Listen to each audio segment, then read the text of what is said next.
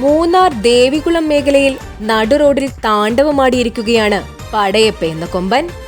സാധാരണയായി ആരെയും ഉപദ്രവിക്കാത്ത കൊമ്പൻ ഇപ്രാവശ്യം വഴിയാത്രക്കാരെ ആക്രമിക്കാൻ ശ്രമിക്കുന്ന വീഡിയോ കാണാം.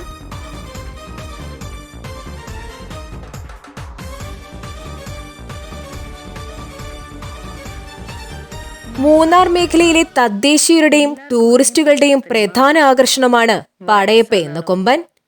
മറ്റുള്ള കാട്ടാനകളെ പോലെ ആരെയും ആക്രമിക്കാനോ ഒന്നും നശിപ്പിക്കുവാനോ അവൻ ശ്രമിക്കാറില്ല. പക്ഷേ വിശന്നാൽ തൊട്ടടുത്ത് കാണുന്ന പച്ചക്കറിക്കട അവൻ കാലിയാക്കും. അരിക്കൊമ്പനെ പിടികൂടുന്ന സമയത്ത് പടയപ്പയെയും ഇതുപോലെ പിടികൂടി നാടുകടത്തണമെന്ന ആവശ്യമുയർന്നിരുന്നു.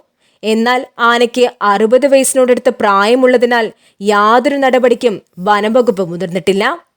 കഴിഞ്ഞ ഏതാനും വർഷങ്ങളായി പടയപ്പ അക്രമ സ്വഭാവം കൂടുതലായി കാണിക്കുന്നുമുണ്ട്.